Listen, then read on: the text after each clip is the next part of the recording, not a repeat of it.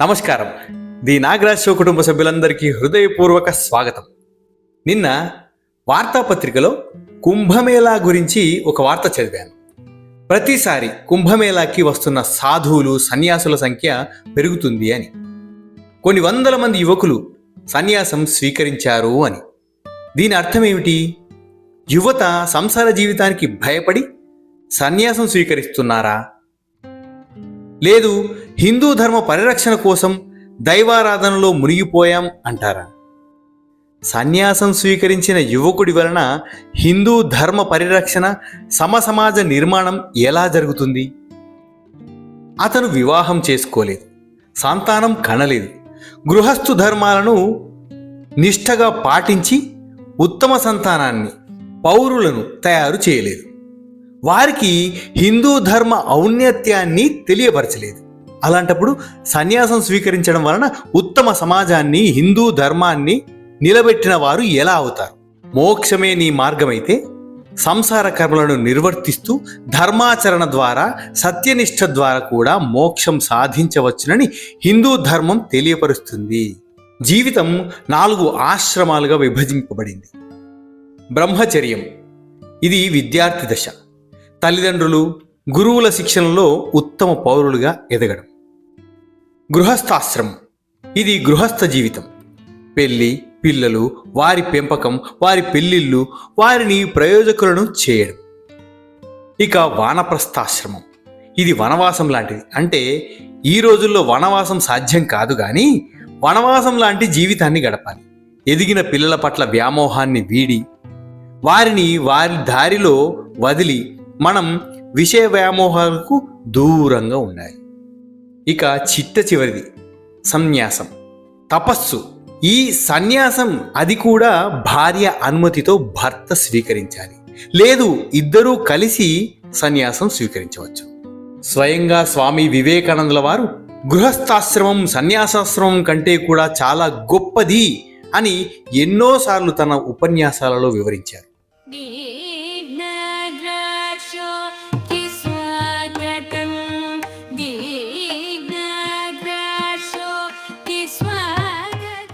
కర్మయోగానుసారం మనం చేసే కర్మ ఫలవంతం కానిదే నశించదు.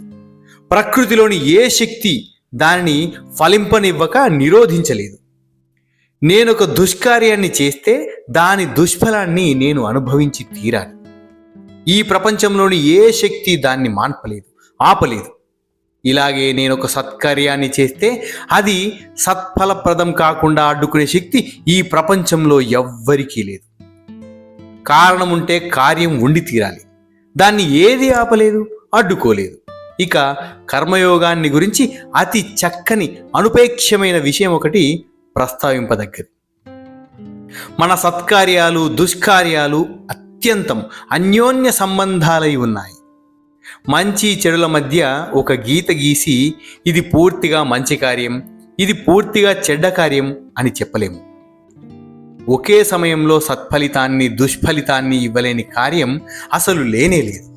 కొంతైనా చెడు కలవని మంచి మనం చెయ్యలేమని, మంచి రవ్వంతైనా కలవని చెడు మనం చెయ్యలేమని చెబుతాం. ఇది తెలిసి ఉన్నప్పుడు మనం ఎలా కర్మను వనరిస్తాము?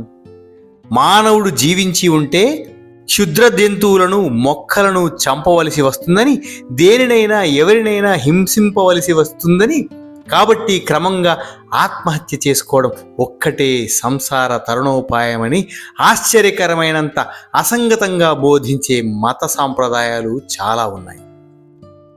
ఇదే తమ మహోన్నత ఆదర్శంగా జైనులు బోధించి ఉన్నారు.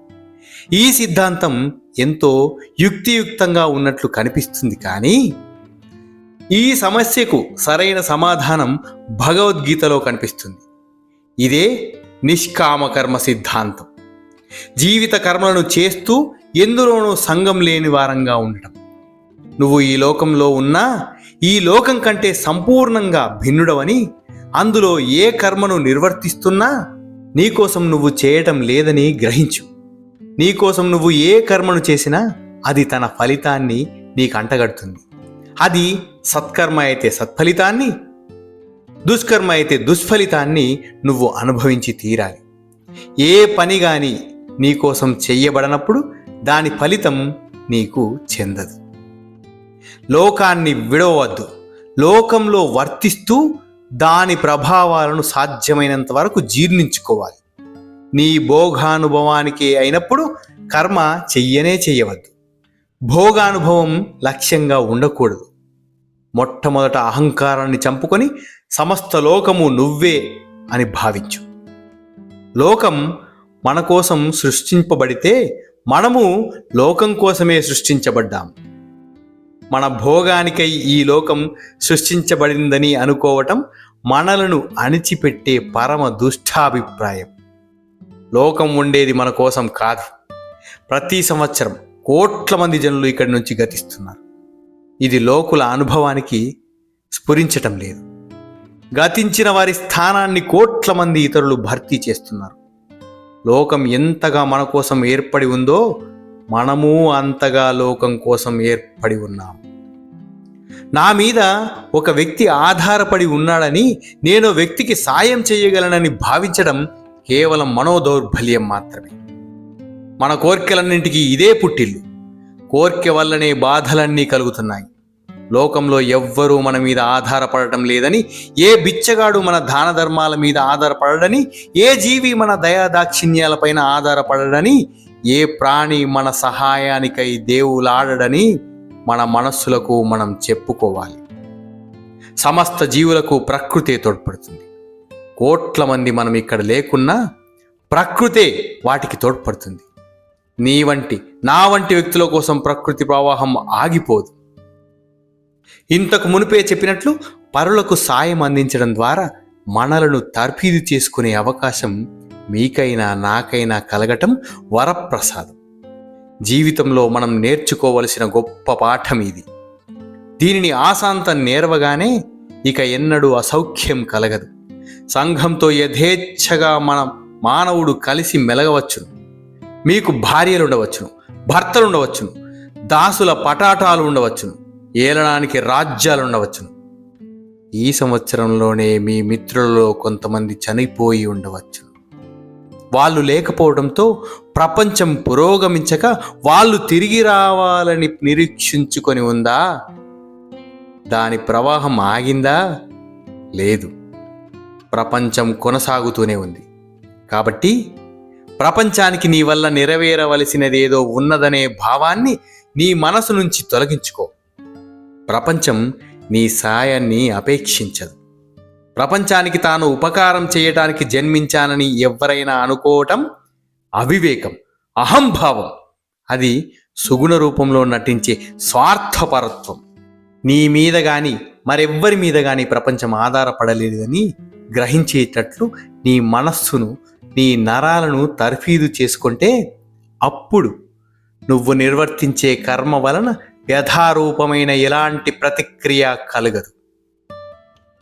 భారతదేశంలో వ్యాసుడనే మహర్షి ఒకడు ఉండేవారు.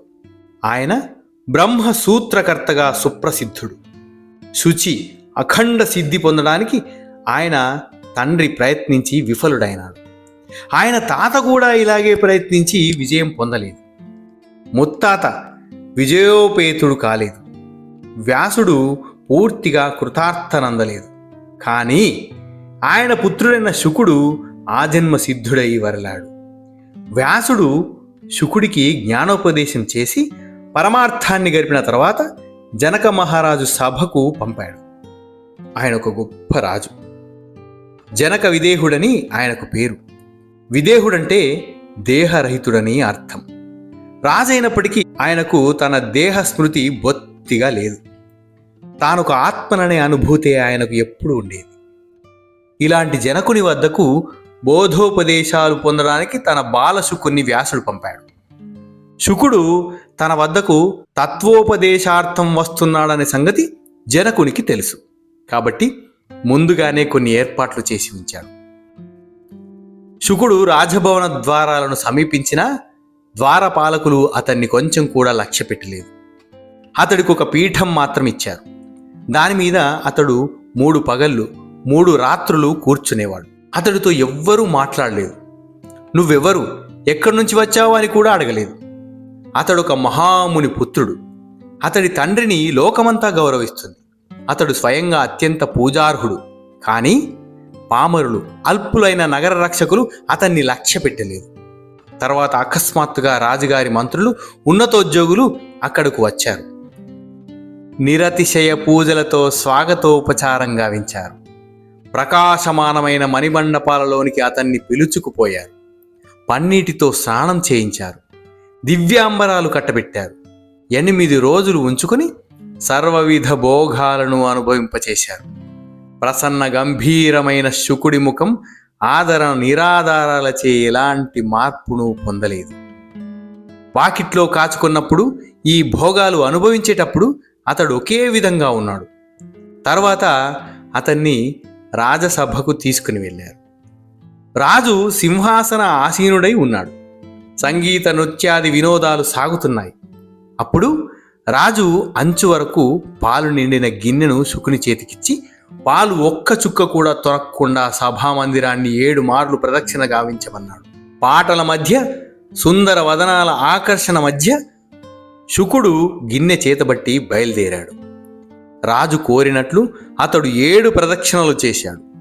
ఒక్క చుక్క పాలు కూడా నేలపై చిందలేదు.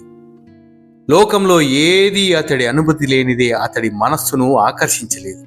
ఆ బాలుడు గిన్నెను రాజు వద్దకు తెచ్చిచ్చినప్పుడు రాజు ఇలా అన్నాడు: మీ తండ్రి నీకేమి బోధించాడో, స్వయంగా నువ్వేమి నేర్చుకున్నావో నేను మళ్ళా చెప్పగలిగింది కూడా అదే. పరమార్థం నీకు తెలిసింది.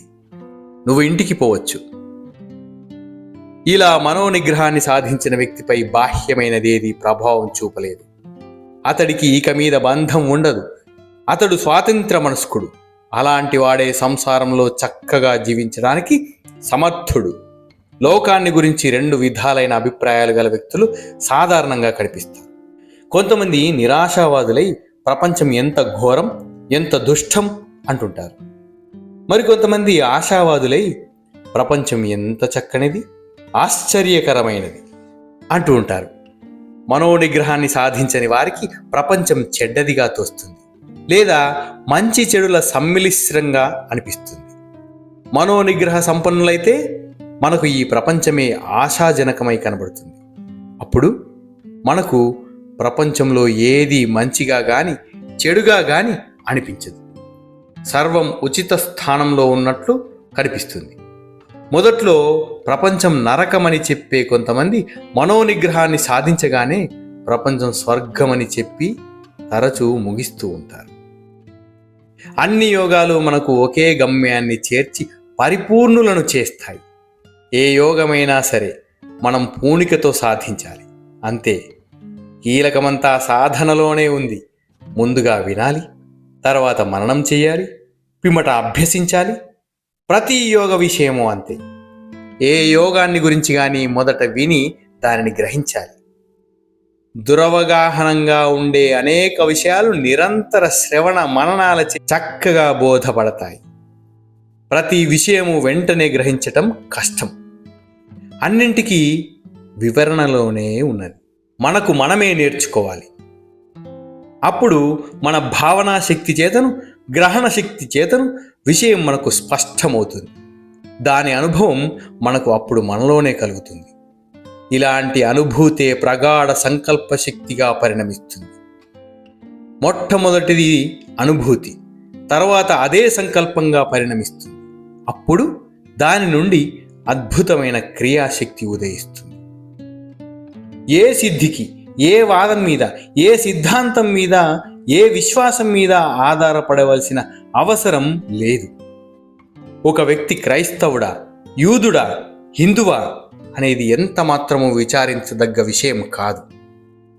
నువ్వు స్వార్థరహితుడవా కాదా, ఇదే లక్ష్య పెట్టవలసిన విషయం. స్వార్థరహితుడవైతే ఒక్క పారమార్థిక గ్రంథాన్నైనా చదవకుండానే, ఒక్క ప్రార్థనాలయానికైనా పోకుండానే, ఒక్క దేవాలయాన్నైనా దర్శించకుండానే పరిపూర్ణుడవు అవుతావు. సమస్త యోగాలకు గమ్యస్థానం ఒక్కటే. ఇతర యోగాపేక్ష లేకుండానే ప్రతి యోగము స్వయంగా మానవుణ్ణి ముక్తుణ్ణి గావింపగలిగిస్తుంది. జ్ఞానయోగ కర్మయోగాలు భిన్నాలని చెప్పేవారు బాలురే. పండితులలా చెప్పరు. పైకి వేర్వేరుగా ఉన్నట్లు కనిపించినా ఈ రెండు మానవుణ్ణి ఒక్క పరమావధికి చేరుస్తాయని పండితులు ఎరుగుదురు. కాబట్టి ఇప్పటికైనా స్వామి వివేకానంద వారి బోధనలను మనలో నింపుకుందాం, వాటిని తూచా తప్పకుండా ఆచరిద్దాం. అప్పుడే మన హిందూ ధర్మ పరిరక్షణ సాధ్యమవుతుంది. ఇలాంటి మరో అద్భుతమైన స్వామి వివేకానంద వారి ఉపన్యాసంతో మరో వీడియోలో మీ ముందుకు వస్తాను. అంతవరకు సెలవు. ధన్యోస్మి. శుభం భూయాత్.